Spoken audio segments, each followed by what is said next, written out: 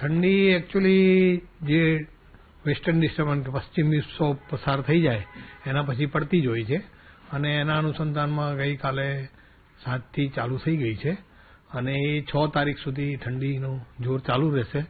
એના પછી પાછું એક જે જેટ સ્ટ્રીમ છે એમાં જે બ્રેક છે એ ઓછો થાય છે એટલે 10 તારીખ સુધી ઓછી રહેશે ઠંડી અને 10 થી પાછી 14 તારીખ સુધી પુનઃ એક પશ્ચિમ વિક્ષોભ બીજો આવી રહ્યો છે. એના કારણે પુનઃ ફરીથી ઠંડી પડશે અને એમાં 3 ડિગ્રી ડાઉન થવાની સંભાવના છે. અત્યારે કેટલી ડિગ્રી ડાઉન થશે કેટલા ડિગ્રી સુધી રહેશે? અત્યારે આપણે જે ટેમ્પરેચર ચાલી રહ્યું છે એમના કરતા 3 ડિગ્રી એટલે લગભગ 10 ની 11 ની આસપાસ જશે અને આગળ જે આવશે એ લગભગ 1-2 ડિગ્રી ઉપર એટલે કે 12 સુધી પહોંચશે. પરંતુ ઠંડીનું જોર જે છે એ આ વખતે માર્ચના 15મી સુધી લગભગ ચાલુ રહેવાની શક્યતા છે, કારણ કે જે લાલીનો છે એનું જોર માર્ચ મિડ પછી ઓછું થાય છે અને અલ્નીનોનો પ્રવાહ જે છે એ ચોમાસામાં ચાલુ થવાની શક્યતા છે. તો આ વર્ષે એવું કેમ થઈ રહ્યું છે સાહેબ કે ઠંડી એકદમ જ ગાયબ થઈ ગઈ? 2 દિવસ પહેલા જોઈએ આપણે કે ગરમી થતી હતી, એવો માહોલ કેમ છે? એનું કારણ એ છે કે જે પશ્ચિમી વિક્ષોભ છે અને એ પસાર થઈ ગયા પહેલા જે ભેજ આવે છે સમુદ્ર પરથી અને એના કારણે ભેજના કારણે જે ટેમ્પરેચર ડાઉન થવા જોઈએ અને હિમાલયના પવન આ બાજુ આવવા જોઈએ એની અસર ઓછી વર્તાય છે અને એના કારણે ટેમ્પરેચર જેટલું ડાઉન થવું જોઈએ એટલું અત્યારે થતું નથી.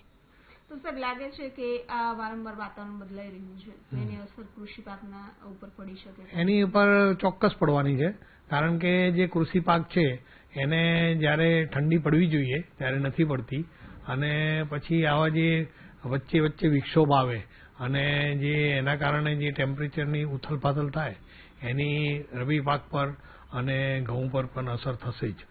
ઠંડી એકચ્યુઅલી જે વેસ્ટર્ન ડિસ્ટર્બન્સ કે પશ્ચિમ વિક્ષોભ પસાર થઈ જાય એના પછી પડતી જ હોય છે અને એના અનુસંધાનમાં ગઈકાલે 7 થી ચાલુ થઈ ગઈ છે અને એ 6 તારીખ સુધી ઠંડીનું જોર ચાલુ રહેશે. એના પછી પાછું એક જે જેટ સ્ટ્રીમ છે એમાં જે બ્રેક છે એ ઓછો થાય છે એટલે 10 તારીખ સુધી ઓછી રહેશે ઠંડી અને 10 થી પાછી 14 તારીખ સુધી પુનઃ એક પશ્ચિમ વિક્ષોભ બીજો આવી રહ્યો છે. એના કારણે પુનઃ ફરીથી ઠંડી પડશે અને એમાં 3 ડિગ્રી ડાઉન થવાની સંભાવના છે.